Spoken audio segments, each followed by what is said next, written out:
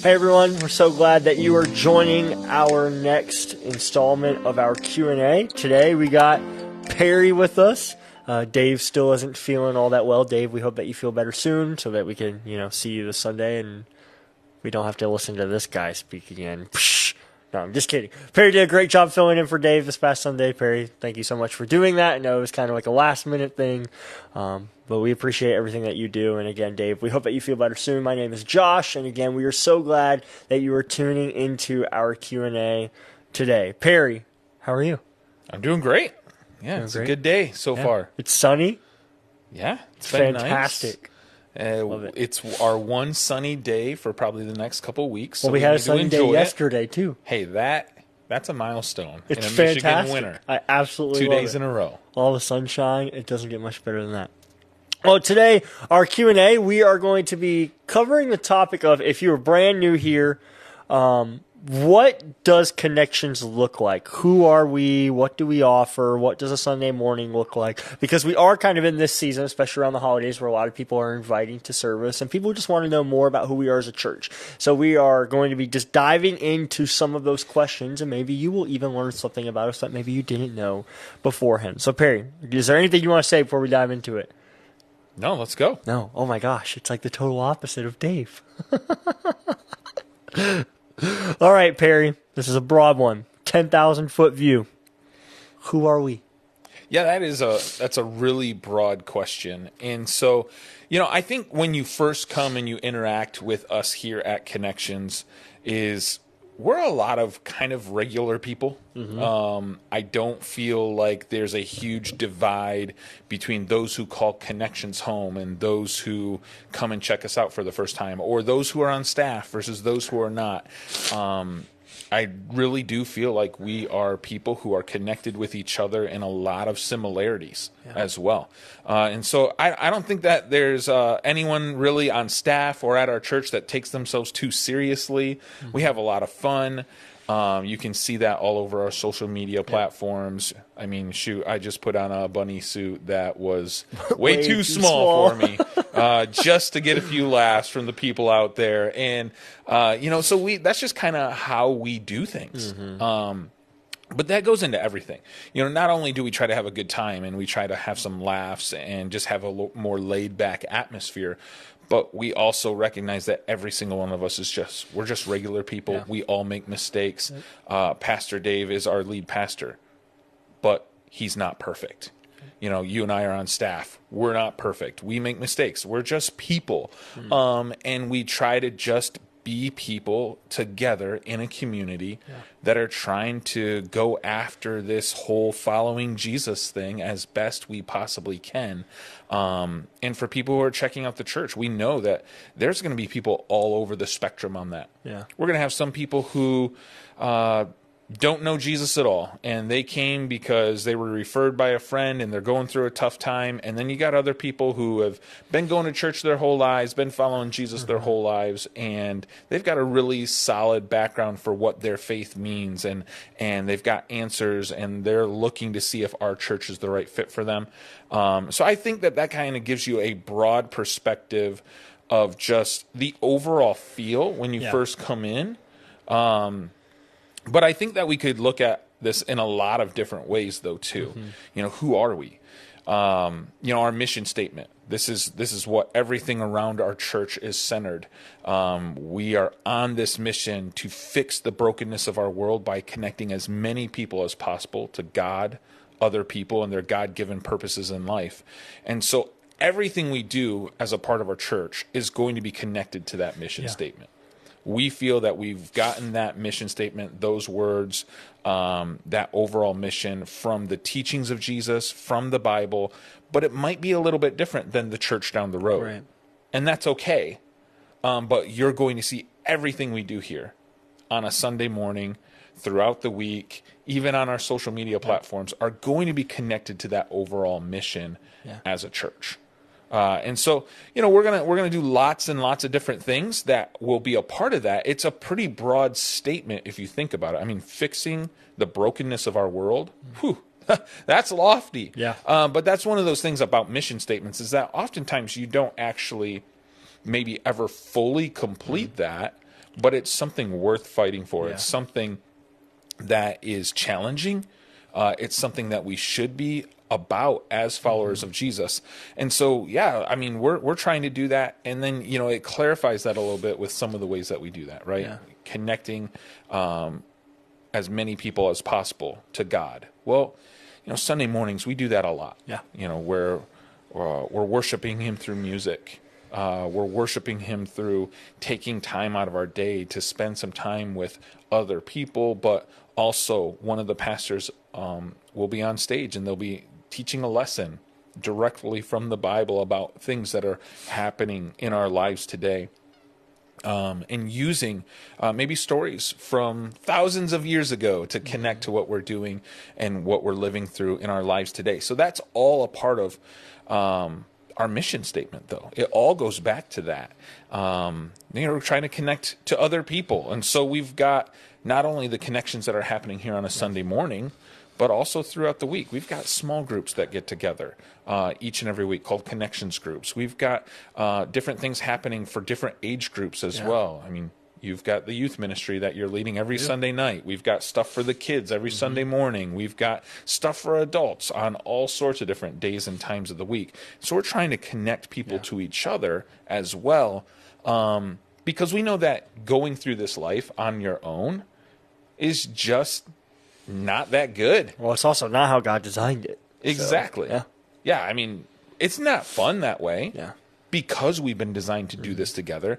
It's also very difficult to overcome the difficulties of life when you're all by yourself. I know that's what we say in the United States. Americans, we can, pull ourselves up by our own bootstraps and we can do it ourselves and I don't need anybody. Well, not really. Right. Like, we really do need other people to make ourselves successful. We need other people to overcome things. And so, that's a huge part of our mission and who we are as a church. And then that last part is our connecting people to their God-given purposes in life. Well, that's going back to, why have I been created? What is my destiny? What is my purpose? These are big philosophical questions, but we believe that answer is in how we follow God, and that he specifically designed each of us for a purpose. Some of those purposes are broader, like we're all supposed to do them, but a lot of times when it comes to those broader purposes, I have a specific role and a specific task and specific gifts that God has given me. Yep. And so one of our goals as a church is to help people find that in their own lives as well. Yeah. So that's the mission side of it, and there's a lot of different ways that we try to help people get connected with their purpose. Many of those ways happen right here at our church. I mean, I feel like there's something for anyone at our church that they could get involved with. Yeah.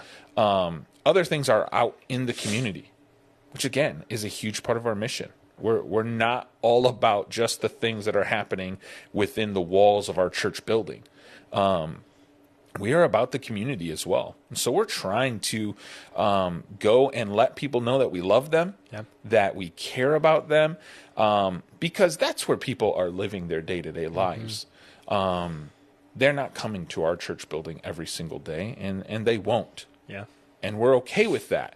We're going to make it available to people, but we want to go to where they are and go spend time with them, build relationships with them, and perhaps even help fulfill the needs of different people within the community in a very tangible way as well. So, I guess, what's something more specific that you would like to hear about this topic? So, before I answer that question, we are going to be going deeper into some of the stuff that he said throughout this Q&A. So we're hitting everything we're going to be talking about, but we're going to go deeper. One of them is, you're actually wearing it on your sweatshirt. Yeah. On your sweatshirt right there, it says compassion. That is one of our 4 core values: compassion, acceptance, relevance, and excellence. Can you just give us a little more detail on why those are our core values and what exactly those 4 mean? Yeah, that's a really good question. Those values are really about who we are as a church and how we carry out our mission and our vision as a church. Our mission is the broad scope. Our vision is maybe for a period of time we're going to really focus on a specific part of our mission statement. but our values are something that are always going to be a part of whatever it is that we are doing. We should see those values come through, maybe even seep through who we are as people, how we do things. And so we want to do everything with compassion, looking at people and realizing that we don't know their stories. We don't necessarily know what they've gone through, especially initially. We don't know what they're going through in the moment. And life is messy. Yeah. And so, as I said about our staff and our people earlier, we're all people. We all make mistakes. We all fail. We all sin. And so we want to have compassion for the mistakes we make, but we also want to have compassion for just the uncontrollable things that people are going through. And so when we are, trying to balance our humor and just our laid back way of life as a people here at our church, we also want to make sure that we're being careful about being compassionate with where people are. We want to accept all people. We accept everybody. We want everyone to be a part of our church. We want everyone to come and join us on Sunday mornings. Everyone is invited to join our small groups. It's not just a connections thing. Like I said before, we want to go out into the community and make connections with people there as well. And we're going to love and accept all people. Now, with that said, Dave has said this many times, accepting people and having compassion for people doesn't mean that we necessarily agree with everyone. Yep. We're going to have some disagreements, and part of our compassion and our acceptance and the way we go about things, you go back to our mission statement, is we're going to accept everybody for who they are and where they are. But we are going to try to help every single person here, including the people on staff, including our elders, including all of our other leaders. We are going to help everyone try to grow closer to God, learn more about Him, and become more like Him, even when that might step on our toes from time to time. But we want to do all of that in a very compassionate way. We want to avoid being maybe some of the churches that you've seen in history or within our country that when they speak about things or they say things that it's highly offensive or purposely offensive. So we're going to try to avoid that as much as we can, even though we know there are times where we will step on people's toes and it might hurt their feelings sometimes. But we want to be compassionate. We want to be accepting of all people. And then, of course, we want to be relevant. So this infuses everything that we do as well, from the makeup of our building. When people come to our building and they see what's going on inside, I've never heard anyone say, "Oh man, this building is really crappy." I've never heard that before. I've always heard people say, "Yeah, this has got a very a nice feel. It's got a modern feel. It seems, like it fits. It's not real old school." And I know that some people go to church services trying to find that old school nostalgic feel to it, but that's not who we are. We're looking to be a bit more relevant and have it be something that you might more encounter on a regular basis throughout your life. But it's even more than that. It's within our messages. As I said before, we want our messages to really tie into our day-to-day lives, things that we're actually going through. That's why we did that deconstruction series, because those are real issues that people have real questions to. And we try to stay relevant while also keeping all of those other parts of our values as well. And so we just feel like that's the best way to reach people, to talk to people. If we are constantly talking about things that don't relate to people, we kind of feel like they're going to tune out. And so that's a huge part of who we are as a church and how we try to do things. It's the same with our outreach. If we're going to go out there and do some things that are for the community, we want to make sure that we're actually helping the community, not just giving them a solution to a problem that doesn't exist. I know there's been some situations like that in the past where churches or ministry groups have gone and done something, and then the community is like, well, we didn't really need that, but thanks. And so we want to be very aware of that. And so a lot of the stuff we do is very simple. It's like, hey, who doesn't like a donut?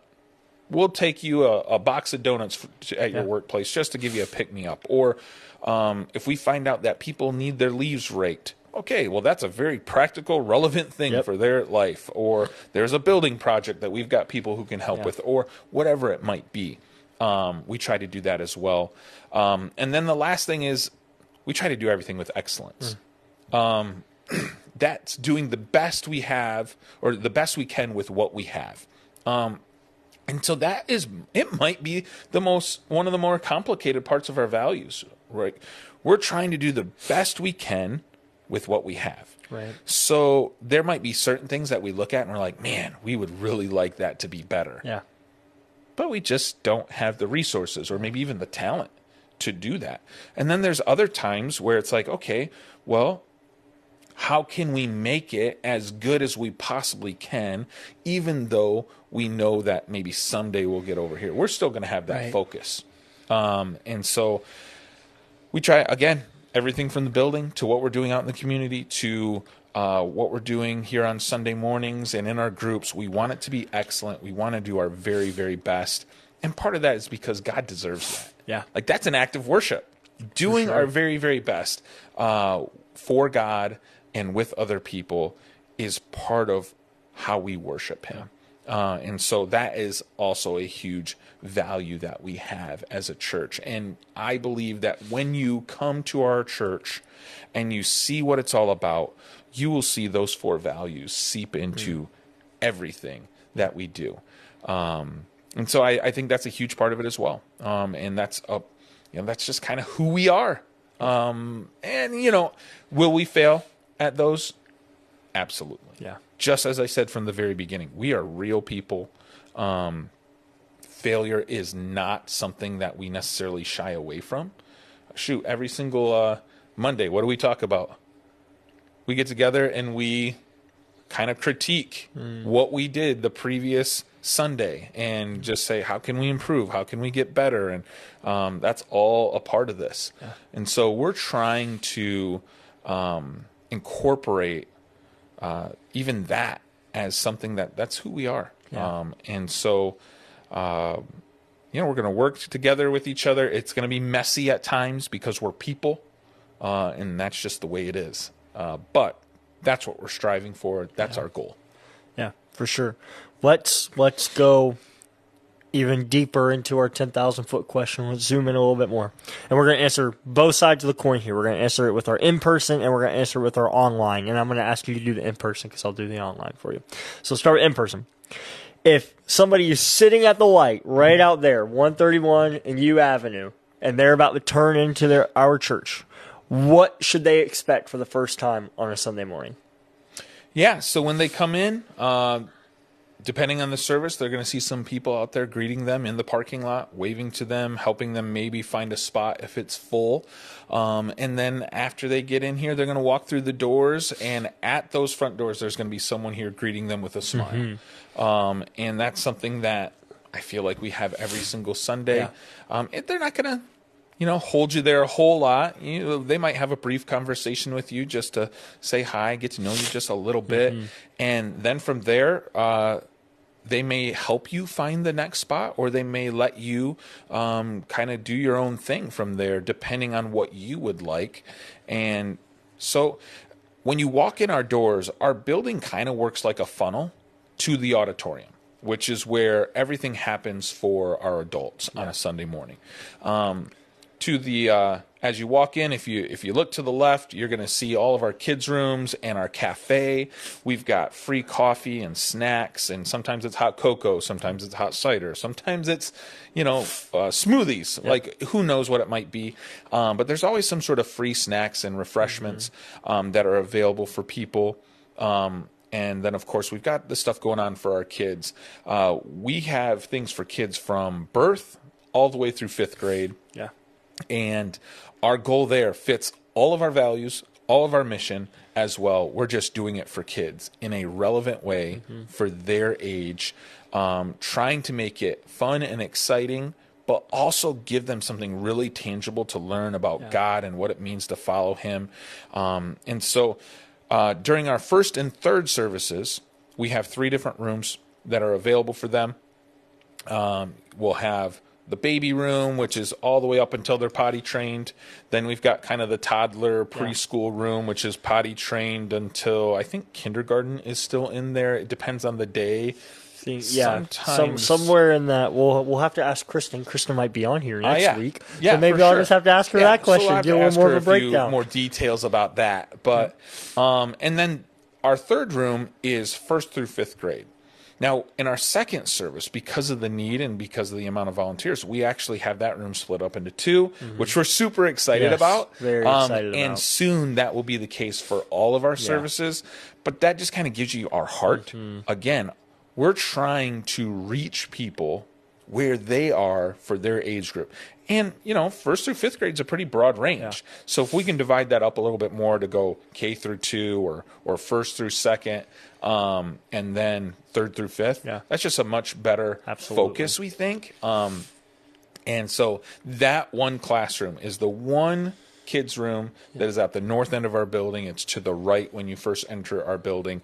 It's in our multi-purpose room, which is an awesome room. Yes, it's a very awesome room. Where they can do so many different things. There's a basketball hoop in there. It's kind of more like a hardwood room, so you can spill stuff on there, and it's just not a big open deal. space. Yeah. So you have endless possibilities with an open space. Absolutely. They can run. They can play 9 square. They can do all sorts of stuff. Yeah. Whatever the kids leader decide to do on that day, they can do it.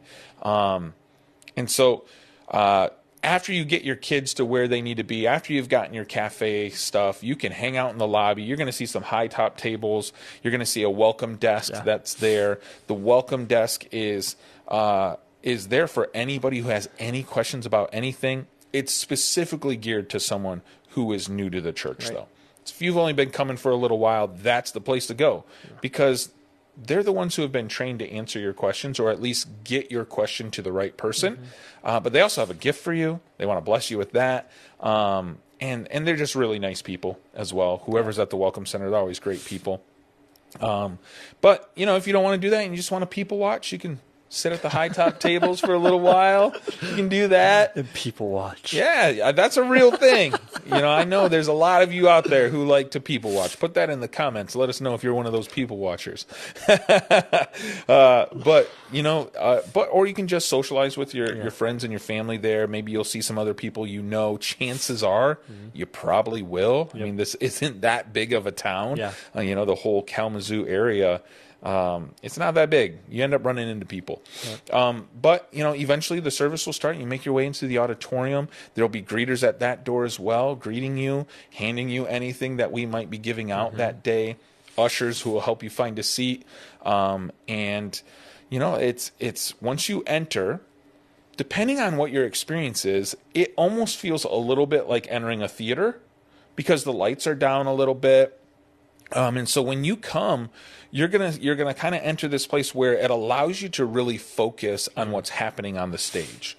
And yes, you can interact a little bit with the people next to you, especially before the service, and people are happy to do that. But once the service starts, we typically have someone who will welcome you and greet you and fill you in on a little bit of what's going to happen for the day, and then our band takes it from there, and they play some worship music.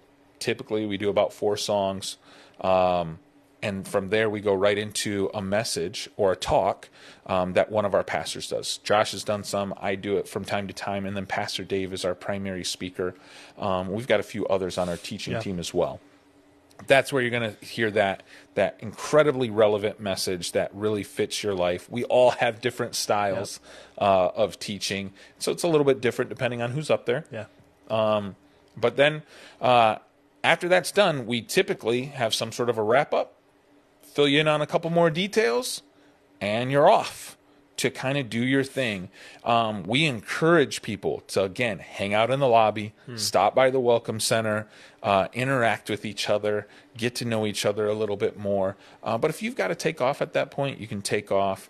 And again, you're going to see some greeters at the door saying goodbye and sending you on your way out of the parking lot and to do your thing. Yep, for sure. So that's the in-person. If you come here on a Sunday morning, that's what you'll expect. It's pretty much the same outside of a Christmas Eve or an Easter special where it's a little bit different. If you're watching online, so as of right now, today is December 13th of 2023. Our second service starts at 9:40. That is our service that we live stream. Steve's sitting over there. He's going to correct me if I'm wrong. But we have a pre-show that begins at 9:25. About 15 minutes beforehand. I just got a thumbs up, so I got it right. And that's with usually Layla and Andy and Lexi and Elizabeth. It's absolutely amazing. It helps you stay plugged into what we're doing as a church. So if you're ever like, man, I wonder what they're doing as a church. I know I might live in California or Florida or Texas, and I'm way far away, but I still want to see what they are doing in their community and around the world. That's a perfect place to tune in. It's a whole lot of fun. You get to see more of that personality of our church. And then it goes into pretty much everything that Perry just talked about with the service. It has the welcome, it has the worship, it has the message, it has the wrap-up. But then directly following that, we come right here to this studio, and we have a post-show that usually lasts 25 to 30 minutes where we take the message and we take the service and we break it down even more. We talk about how we can apply it into our lives and go deeper with that. You'll be able to connect with people all the time throughout the service online. We have Layla who chats with people.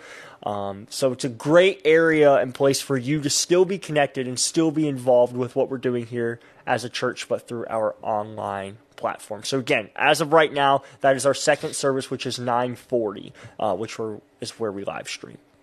So let's go ahead. Let's dive in a little bit more. I know that you've touched on it a little bit, but what are some of the ministries? What ministries do Connections Community Church offer? What do we offer here? Yeah, I think before we dive into what ministries, let's answer the question of what is a ministry. Yes, that's a great question. Like, there's some people out there who are like, great question. Why do churches always talk about these ministries? What is this all about?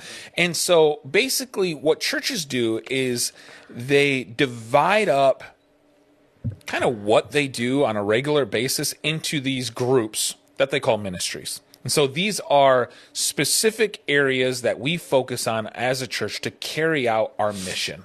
And so there's lots of different ministries. We mentioned a few of them already, right? We talked about the kids ministry.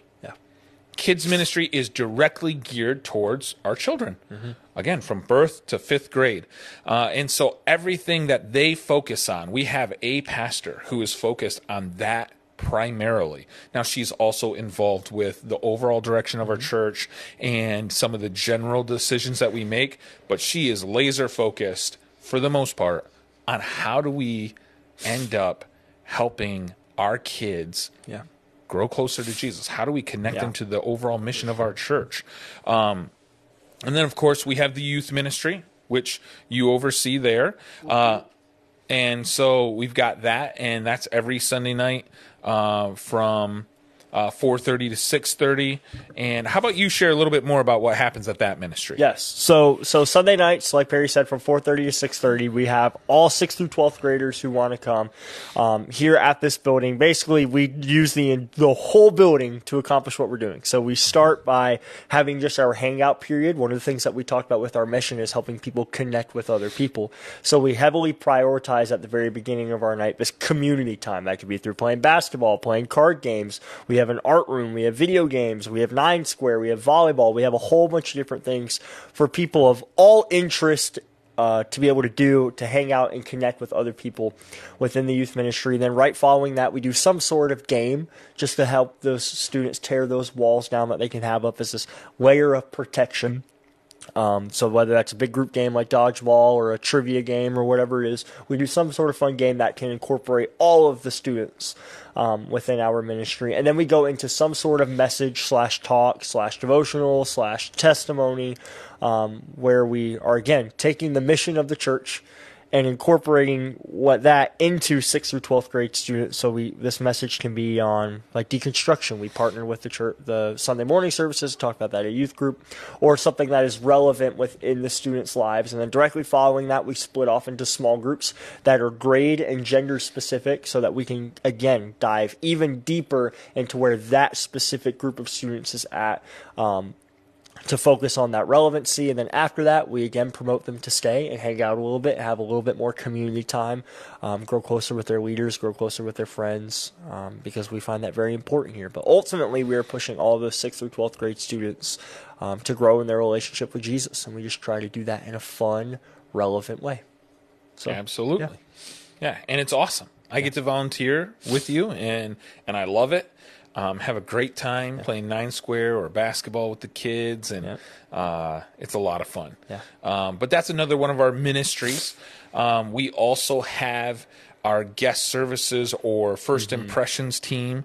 That's a large umbrella from the parking lot, people who serve in the parking lot to try to help you find parking spots, to the greeters, to the people at the welcome center, to the ushers helping you find seats, to the people working in the cafe to help prepare snacks and different things for you. And so that is all a part of what the first impressions team would include. Really, it's just trying to help people feel welcome. Within our church. And so that's what that's all about. And then we have our worship team. Our worship team consists of the musicians and the singers who are on stage. And then we have a tech team that really supports them, as well as everything else that's happening on in the auditorium. And they're working with the online production. They're working with the cameras that are handling everything there to catch it all. They're working with our sound and our lights and everything that goes on behind the scenes, running the slides and stuff like that. Like, that is a group of unsung heroes. And I think for the most part, they want to be behind the scenes, but man, without them, we'd really struggle. And so we have them as well. I already mentioned the teaching team. That's a much smaller ministry, but there's a handful of people who are on that as well. And then we've got some other things that are going on that are really kind of more, I would say, behind the scenes or not seen as much on a Sunday morning. Oh, no, go ahead. Did I forget one? I think so, but I think you're about to touch it right now. No, go ahead. Go ahead. I don't know. We'll see. Promise. It's, you were doing Sunday morning first, and my brain was already off Sunday morning. Oh, yeah. So go ahead. No, I'm not done yet. Totally ignore That's just Sunday mornings. interruption. And that's the thing about our church. We've got so much stuff that's going on. We have an outreach team that goes out and does things in the community. And it's kind of a loose group right now that's focused more on specific things. Like, we have a group of people that's highly involved in an event called Big Serve, which is an amazing thing that we do out in the community. I'm not going to get into it now, but they're focused on that. Then we've got another group that's kind of more focused on, I want to be involved in this more regularly throughout the year, doing some smaller things here and there. And so that's our outreach team. That is everything that is actively going out of our walls to go and make a difference within our community. So we have that. We also have our small group ministry, which are called Connections Groups. That is the C groups.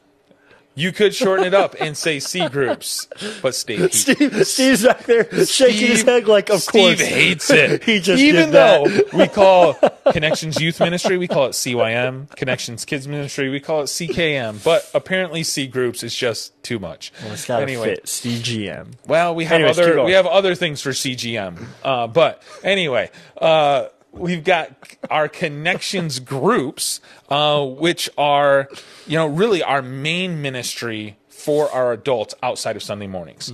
As I mentioned before, they meet on all different days and times. These are typically groups of 10 to 12, maybe 15 people that get together.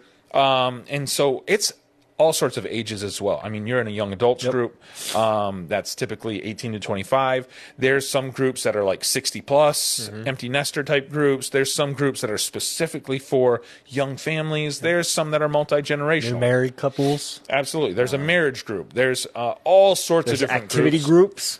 Yeah, and we just recently added a wrinkle to that because most of our Connections groups are groups that get together and basically try to do everything in our mission. They try to connect more with God, they try to connect more with people, and they try to connect more with their God-given purpose in life by being somehow active in their community together to be on a mission, to reach other people for Jesus, to love on other people.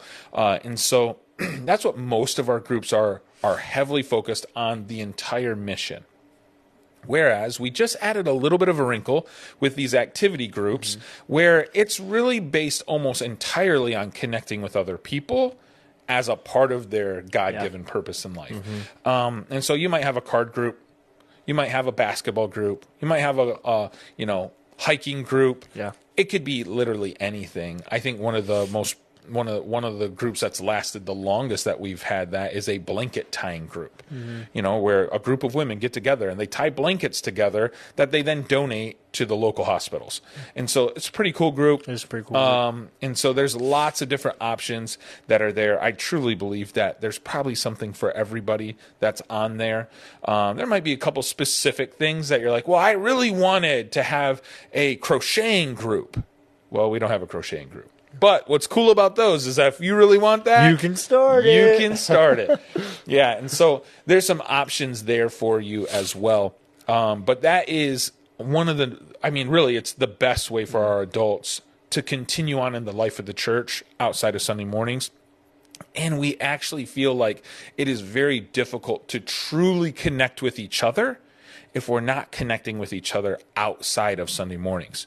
It doesn't have to happen through our groups, but it needs to happen in some way if we really want to connect with each other. And so that's a huge part of what we do as well. We have several other smaller ministries as well that are maybe tied together with some of the larger ministries, like a follow-up team.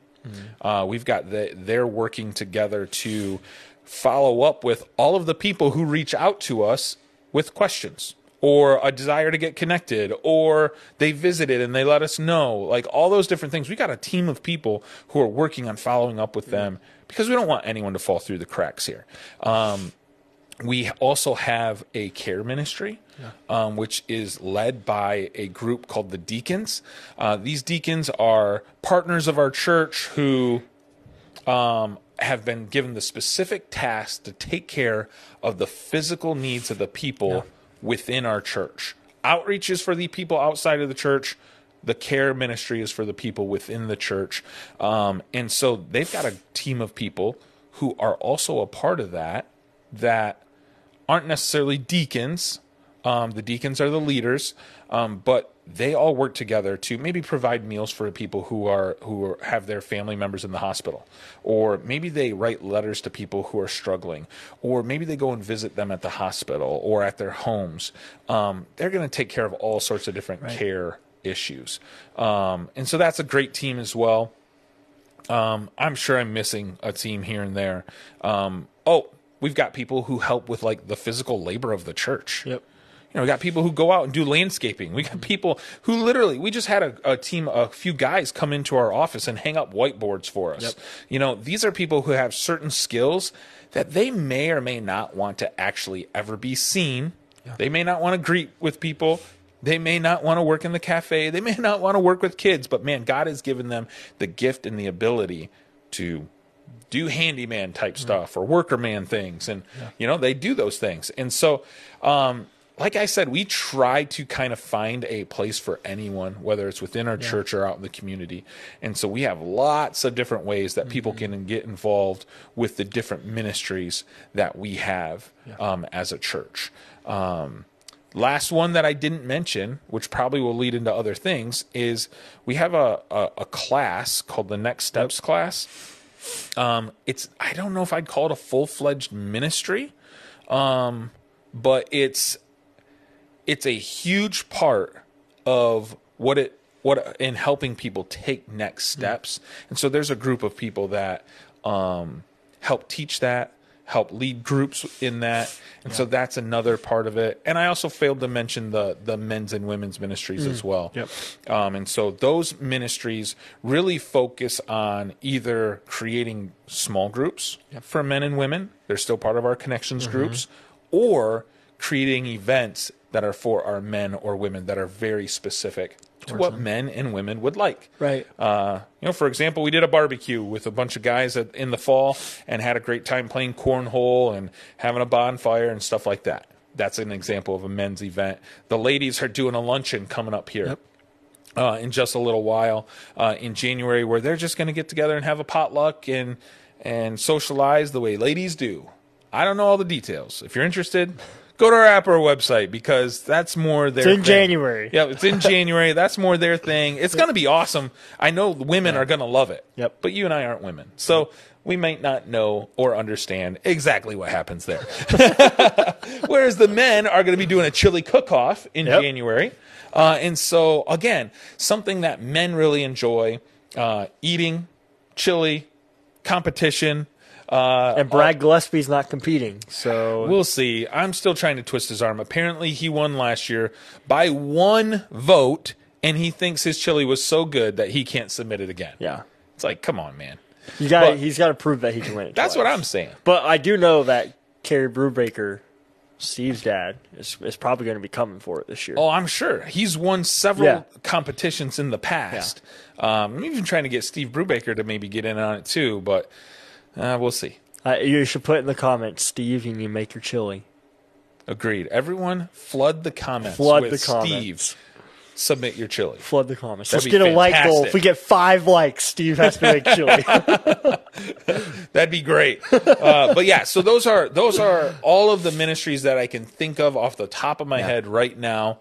They all play a huge role, and I know sometimes people are like, "Oh, well, I'm only greeting people." No, that's a huge important part of who we are as a church because we want people to feel welcomed. Or I'm just working in the cafe. No, we need that because we want. That's just part of our whole atmosphere and part of what we do. And so there's no just. I'm just doing these things. We're all a part of this together. So those are the ministries of our church that I can think of. Yeah, so you touched on this very briefly, but I'm going to become a brand new person that's never gone to Connections. What do I do next? I'm new. I like this church. What's my next step? Yeah. So you've come here a few times. You know that you like it, and you want to figure out what's next. Well, if you haven't already, you need to stop by the Welcome Center and connect with us because we may not even know who you are yet at this point. Not because we don't want to, but because there's a lot of people who are coming in and out, and depending on how outgoing you've been, we may not actually know you. And so you got to stop by the Welcome Center. We've got a gift for you. That'll get you on our email list.